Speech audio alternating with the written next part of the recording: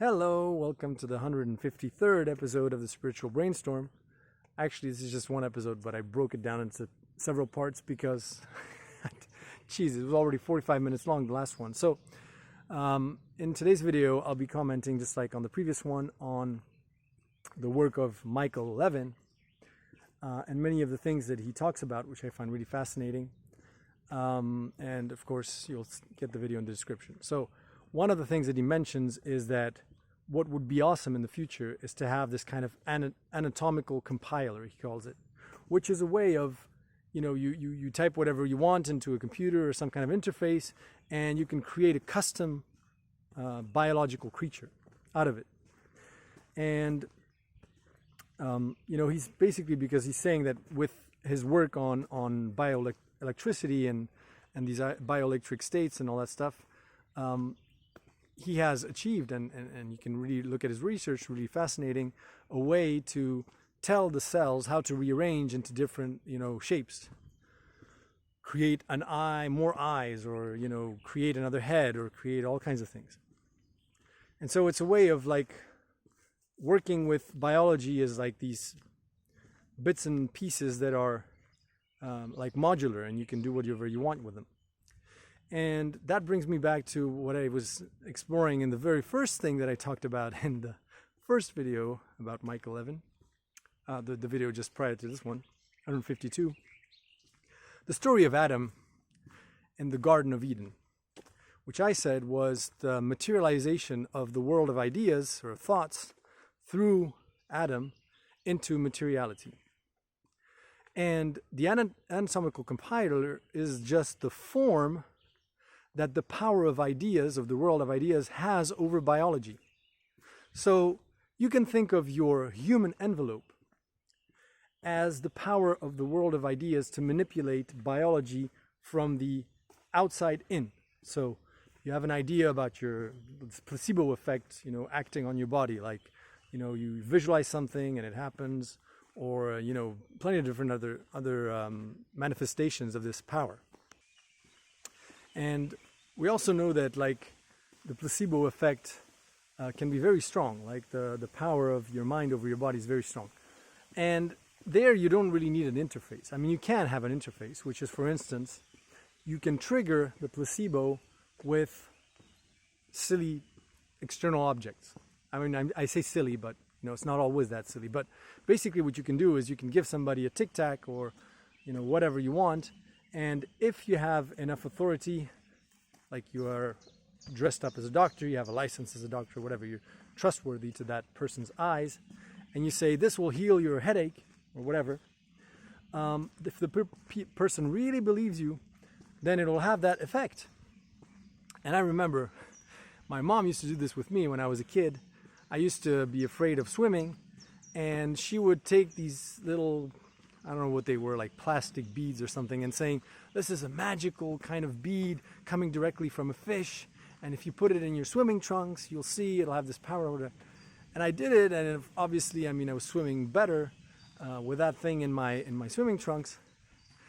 And now that I'm an adult, I'm thinking, oh my God, that was so stupid. But it just goes to show you the power of belief over your own body, but that's from the outside in. Now, from the inside out, how does that power translate into? Well, it takes the form of anatomical compiler sort of story. But again, it's about drilling into the essence of what's really happening. And the essence of what's really happening is, ultimately, this is just the manifestation of the power of a higher dimension, which is an immaterial dimension, the dimension of ideas, thoughts, abstraction, concepts, over material reality. And we have no trouble, if you observe nature right now, you can see that all of these plants are made up of atoms that originally were quote unquote dead, right? They were part of the earth, they were just rocks, minerals, inert. And what you see visually represented as nature or plants is just witnessing the power of the layer of life or biology to mold reality and superimprint, its kind of way of doing things over reality. and transforming material reality in that sense, like making it come alive. And what we witness now is simply the power of ideas and thoughts to superimprint over biology and materiality, chemical and whatever, through humans. And that takes the form of the anatomical compiler. And the reason it does that is, again, ultimately, ideas, concepts, thoughts, without materiality, they're unlimited, limitless. Like you can, if you close your eyes, you can imagine like a half tiger, half elephant hybrid or whatever.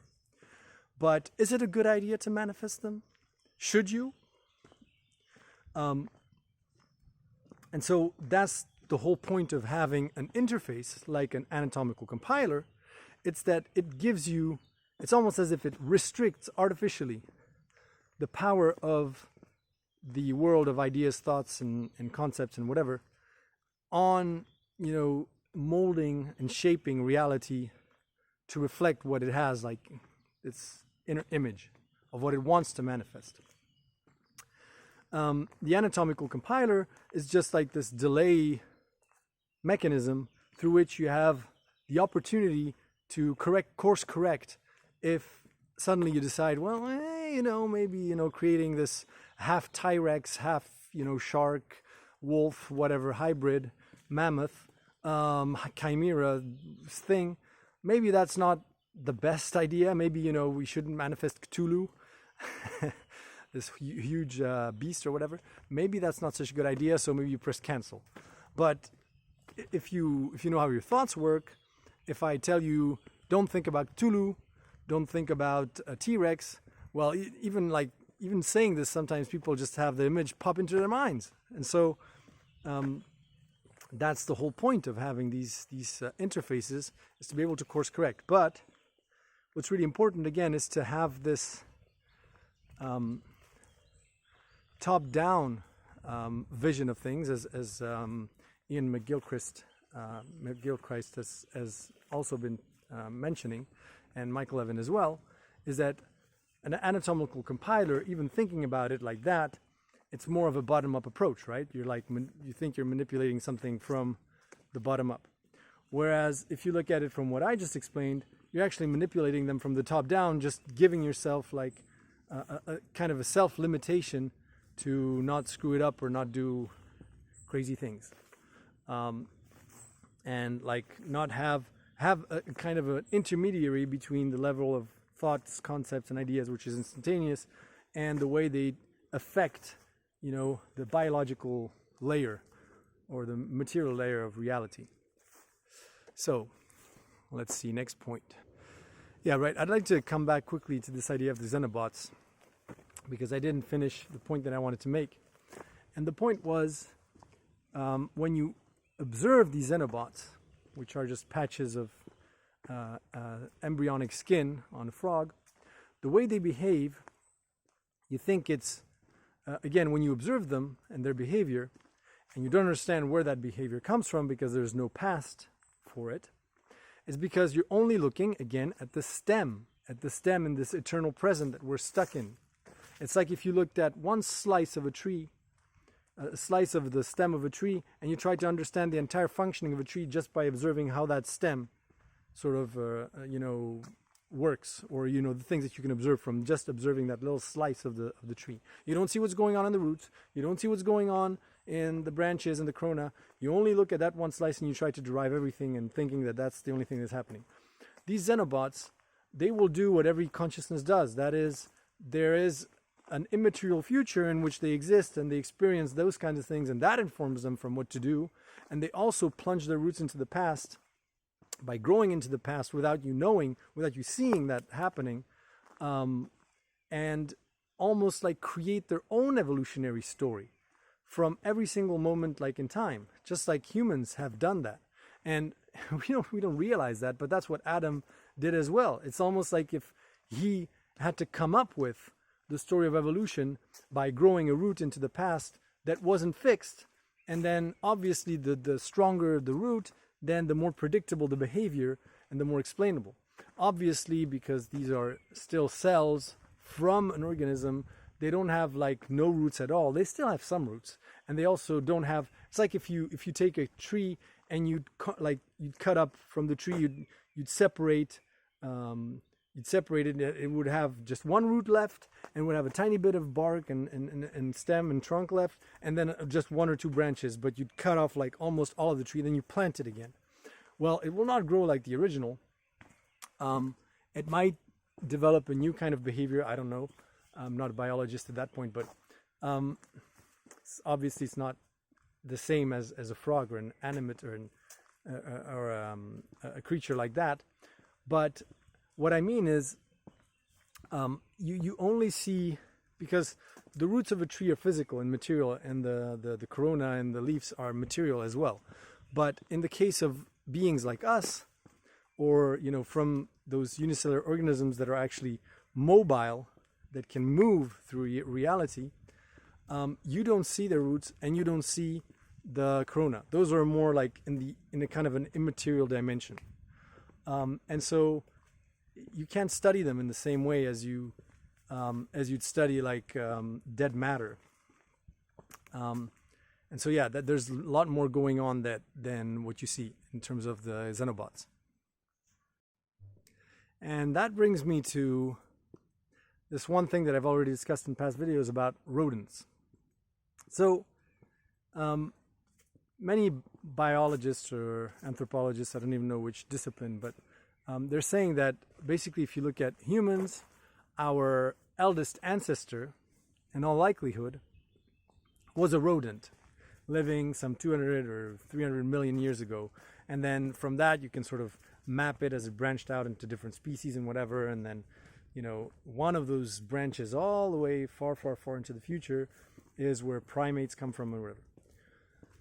But if you look at what humans have done,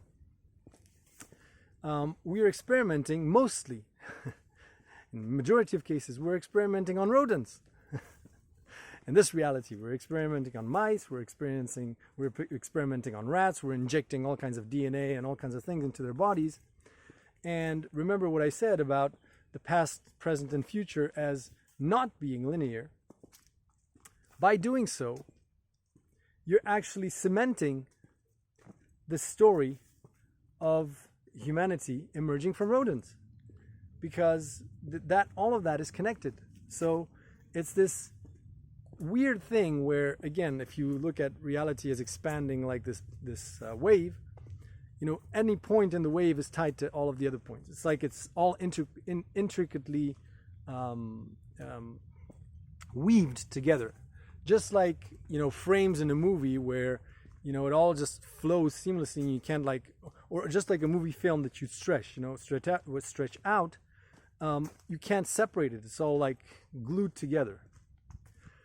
And there's this kind of like retrocausality and feedback loop between the present, the future, the past, and all of that kind of informing every other point, and everything then co-evolving simultaneously.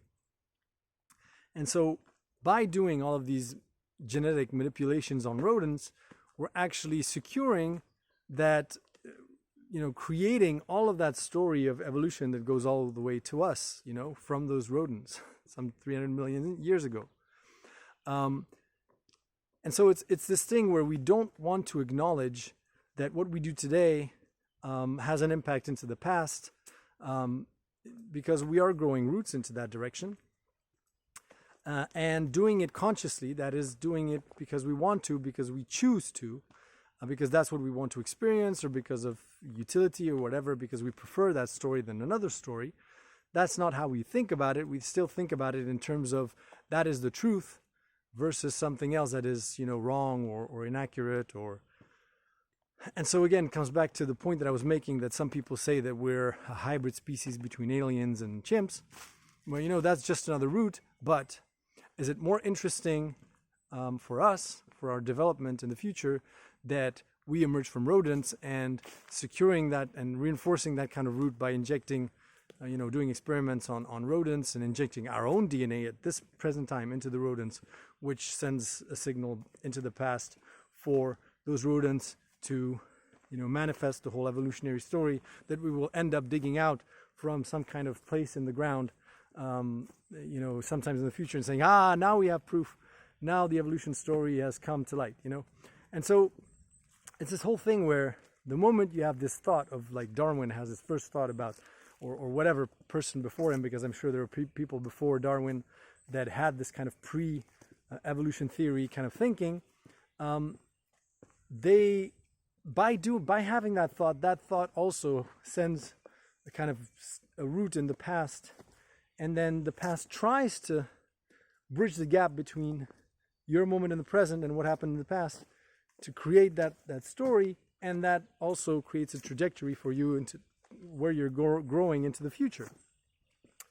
And so it's this thing where, for instance, the moment we've switched our worldview to materialism, we've started to understand more the shape of the outer world, but also simultaneously of our inner world.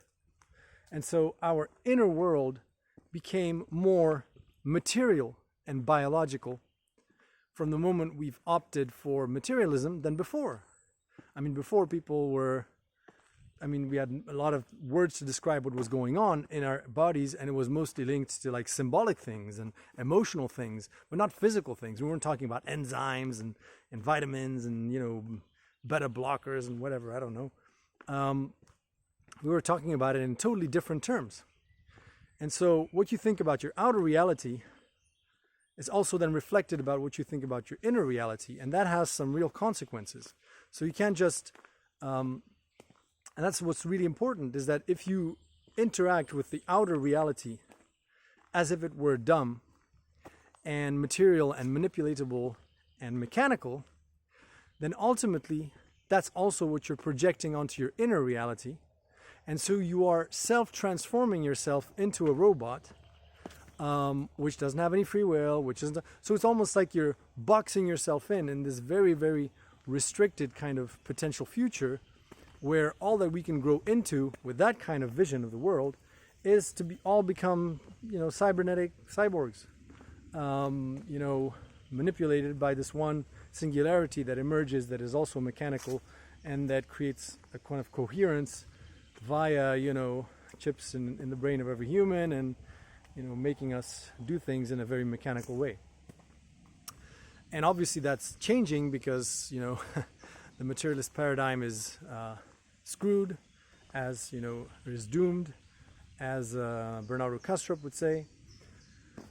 But, that's something that's really important. And I like that Michael Levin is progressively sort of opening up the can of worms of everything is in the genes, everything is material, to explore that immaterial dimension, even though it's still kind of an approach of the vending machine universe, which I call it, which is